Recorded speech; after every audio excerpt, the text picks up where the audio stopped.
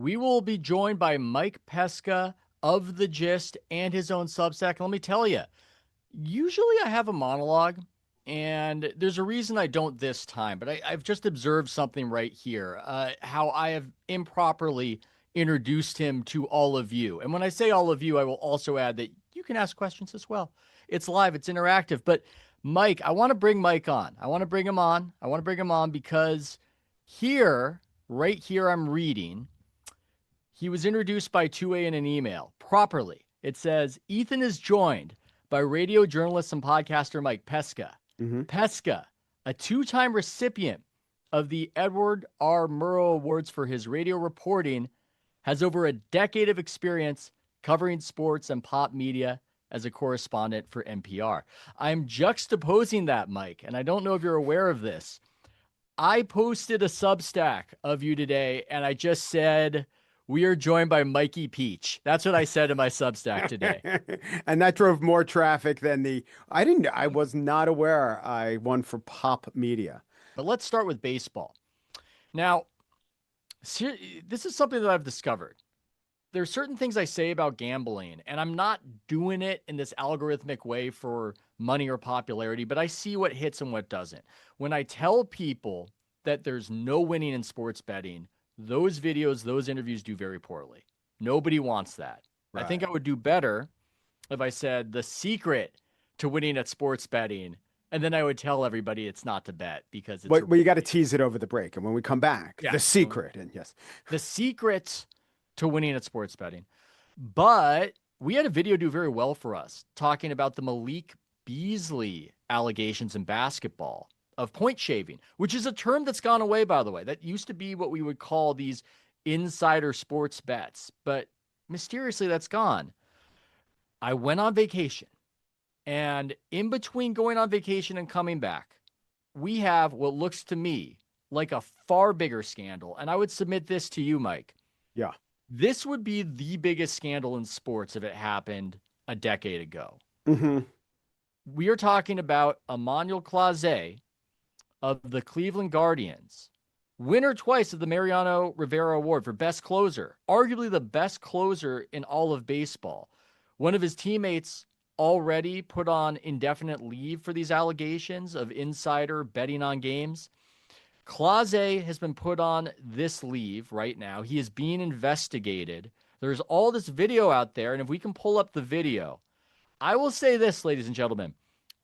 It's very allegedly, but allegedly, it doesn't look good. Some of these videos of these first pitches, because there are bets. Yes. Right. So we got to set up, you want to set up what the exact bet was and the nature of the prop bets and how unusual it is, but also how groovable it is. Mike, you want me to be a professional like you with your Edward R. Murrow Awards? I mean, I guess I should give some exposition, maybe. Yes. So, oh my God, it just look at him. He's just balanced. These are uncompetitive pitches.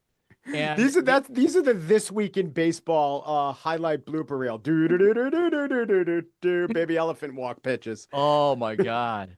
So the StatCast reporting on this, and the number nerds crunched it, and they said that his rate of uncompetitive pitches overall was 5.2%. And on first pitch situations, it was upwards of over 17%. So yes, a dramatic difference. And these ones are just absolutely ridiculous. And what makes it even worse is how good he is. It's the irony of all of this, or the tragedy from Clase's perspective, is he has such great control. He's not a wild pitcher, which makes it overall inexplicable. I heard a stat that out of 22 pitches situations this season with nobody on, nobody out, 11 of 12 were uncompetitive. And this guy, so good at baseball, Mike, his ERA is in the threes. That's pretty good. I think it might have been 3.23. It was in the threes. I can't remember. Yeah. Well, you got to look at the XFIP, I say, for a reliever. So, but I think the essential thing that we have to tell everyone is the bet that he was suspended for having rigged is you can bet on the first pitch of an inning if it'll be a ball or a strike. Yeah.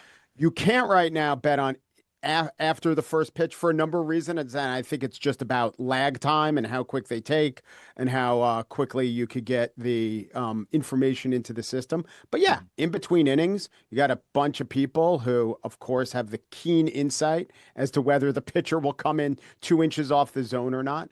But knowing that, Emmanuel Clase and Luis Ortiz, who is a Guardians starter, were each suspended for Yeah. throwing it into the dirt, as it were. And this is you talked about the rebound statistics. The rebounds you can monkey with for sure, because Mm. especially among big men, half the rebounds are uncontested under the basket. And if one guy wants to be a little more aggressive, he could nab 3 more rebounds a game, I think, right? Wouldn't you Yeah. say? Yeah, Yeah. yeah. So it's between two guys who are just under the basket. If one guy is super motivated, maybe they even sometimes players let teammates do that. But yeah, what's easier than a pitcher coming in and just throwing a ball? Well, it's not that easy. Well, I guess it would be hard to make it look good. And Yeah. Clase didn't trust himself to make it look good a lot of the time, because look at those pitches bouncing in the dirt. But 11 of 22, I think that's the stat, he just threw away, and it does look pretty bad. The one thing I'll say is his control and his excellence, it probably plays into it in the fact that no pitcher wants to get behind an account, but he was so confident of his abilities that he was willing to give up a 1-0 count, which is a big advantage to the batter. Yeah, I'm trying to remember the phrase about how theft is theft, but stealing is an art. There's something like that, where there's a true art to being able to pull this off without being found out. Clase, though, I think is rather remarkable because he could have been so good that he could have just bet on himself and won because he's on the upper end. I mean, this guy had a .61 ERA last season. Yeah, it was crazy. It's insane. It's insane that he's shaving points and he's 3.23. I believe, allegedly shaving points. If the allegations are true, based on the video, they look pretty true. Be very weird for him to be caught up in this whole situation and for them not to be true. But we will throw a bunch of alleged leads at it because with Shohei Right. Ohtani, a lot of assumptions were made about that situation with his interpreter, and maybe the facts weren't in alignment with the assumptions. But I submit to you the broader meta, because we're getting at the what is this, the broader meta commentary. I'm pretty convinced that the reason this isn't a bigger deal is because everybody's on the take and it creates incentives. I'm not saying that there's any conspiracy. I don't believe in that. I just think that with all these leagues and with Major League Baseball involved in betting, with ESPN involved with betting, it does influence the media ecosystem. And there's a little bit of hear no evil, see no evil. We'll report on what happened.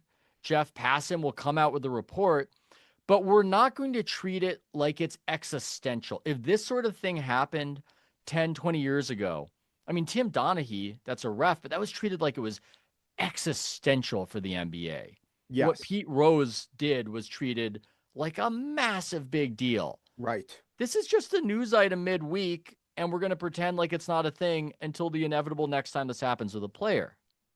It's true. Whenever the reporting on Pete Rose, whenever you would read it, especially if it was in a publication that wasn't geared towards the baseball fan who knows this, second or third graph, necessary, obligatory context is in the world of betting or to the world of baseball, there is nothing that strikes at the heart and integrity of the game more than a betting scandal. Quick cut to the 1919 Black Sox Yeah. scandal, explanation of how the office of the commissioner was ever put in place, some reference to Art Schlichter. This was in every story because I think the Pete Rose stuff wouldn't have appealed to the regular fan as well. What's so bad about that? And then you get the argument, oh, he was betting on his own team. Isn't he trying to win? And we Mm, could talk about why that's a bad argument because you yeah. can really blow out your bullpen's arm. And that Mm, was obligatory, right? That was what you had to say because everyone believed it and because the commissioner emphasized it. And it was less of a way of orienting themselves around the world, and it was more of a creed. What is baseball? Baseball is a few things, and like eighth or ninth on the list is it is a sport on the up and up that is clean. And that was yeah. so important to emphasize that with Pete Rose, who people wanted to root for and were interested in. It's quite taken the opposite sheen with this. And I remember when the Malik Beasley thing came out, I was blown away. I mean, Jonte Porter's not a household name. In my household, Malik Beasley was a household name. And I was like, oh my God. Mm, No one reacted. Oh my God. There were great stories. I mean, Tom Haberstra did a great story yeah. on, he talked about it on your show and he did it on his podcast. But I do think that the sports do not want the walls to come down around this. And this is why, I mean, they took steroids, who, by the way, Emmanuel Clase also had an 80-game suspension for steroids. Maybe he's going for the suspension triple Cycle. crown. Let's look at, I don't know if he was ever suspended for beating a guy, that would be awesome. And then he's one away for what? Domestic violence? Sorry to make a joke. But anyway, Yeah, no. he's going for the Mount Rushmore of suspensions every way. Yeah, he's Yeah. hitting for the suspension cycle. But yeah, you're right. It's not, I mean, Clase, Cleveland's not a big town and Cleveland's not in it. And it's not Mariano Rivera. It's not Aroldis Chapman or someone. But yeah, they're not taking it as seriously and as existential, earth shattering Yeah. as I think Well, they it's still a legacy brand, even if perhaps the old name has more cachet with people, which is a whole other topic. Donald Trump saying that they should go back to the Cleveland Indians. Maybe they should after this scandal. Maybe they need to make a pivot and a Yeah, rebrand to get away from this certainly whole. not guardians of integrity. No, not at all. There was a These. minor league catcher who was said to be. Did you see this story? I don't know his name because he's, I think, never got out of single A or maybe double A. But he was said to be tipping his pitches telling the opposing batter what the pitcher was throwing, and it wasn't for Wait, betting are you purposes. sure you didn't just fall asleep watching Bull Durham? Is that what happened here? Is this a real story or Come something you on, saw in a meat, bring movie? it in the dome. Yeah, yeah. No one being the mascot, but Hmm. he was said to be doing this for I can't even remember, but he was so drummed out of baseball that he never really got a second chance and it caused great mental anguish. So baseball is the sport with still the unwritten code. I'm surprised that this isn't so against. You don't hear the other guys on the Guardians or even other guys in Major League Baseball No. clubhouses coming out against this. And maybe it's exactly what you say because everyone's on the take. Yeah, there's no, I'm revolted. Maybe they're waiting for the evidence, but it doesn't look good. It doesn't sound good. And there's no revulsion. There's no sanctimony that we usually get. And maybe that's best. Maybe we're in a better place than we were 10, 20, 30 years ago when Rick Riley was demanding that these beefed up baseball players pee in a cup to prove to him that they weren't on steroids. But it's just amazing to me, speaking of Rick Riley, how we're not so easily scandalized versus the past. I remember Rick Riley getting emotional after it was revealed that Tiger Woods had sex with women who were not his wife. That was a huge deal to us back There's before a social great Norm media. Macdonald bit about that. Oh my God, a very attractive rich man. He wanted to have sex with ladies. A road bound billionaire cheated on his wife. Yeah. And in 2010 or whenever that was, before social media reached critical mass, we had a big freak out about it. And I remember watching TV and seeing Rick Riley wag his finger at Tiger Woods and he was being admonished and everything else. It's just not like that now. Maybe there are too many news items, and maybe this is the proper perspective. Maybe the conflict of interest is actually getting us to where or how a reasonable person might react to a player being involved in a scandal like this. But I don't know, man. It Yeah. feels dirty. It feels like something bad is a brewing. I'm not saying it's existential. I'm not saying baseball's about to collapse, but it's a little glib right now. It's a little bit blasé about Clase, if you will, Mike. I think that you're probably right. It is true. There's less of we all agree that you have struck out against the integrity of the game sentiment because there's less of monoculture and there's less of a unified media who are just trying to one up each other with outrage. But there are a lot of scandals that wouldn't have risen to the level of real scandals. The Yeah. very name of the Cleveland Indians slash Guardians all of a sudden became a scandal. Mm, And then I'm thinking in media and all these scandals about just plot lines of old movies with issues of consent or yeah. something like But that. that one was weird because if they had just waited, there'd be zero pressure on them to change the name from Indians. They just Yeah. had waited 2 more years. Sorry to interrupt, but No, that I was think that's probably true because yeah. right, look at the Braves.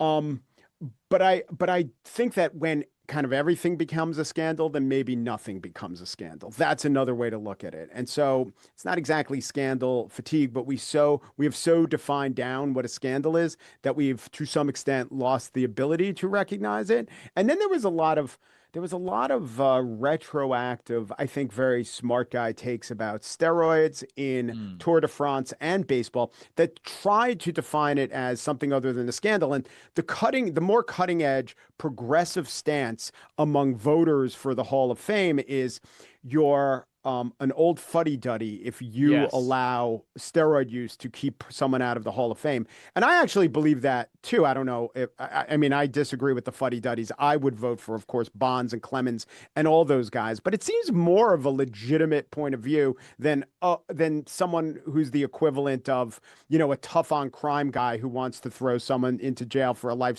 sentence for burglary.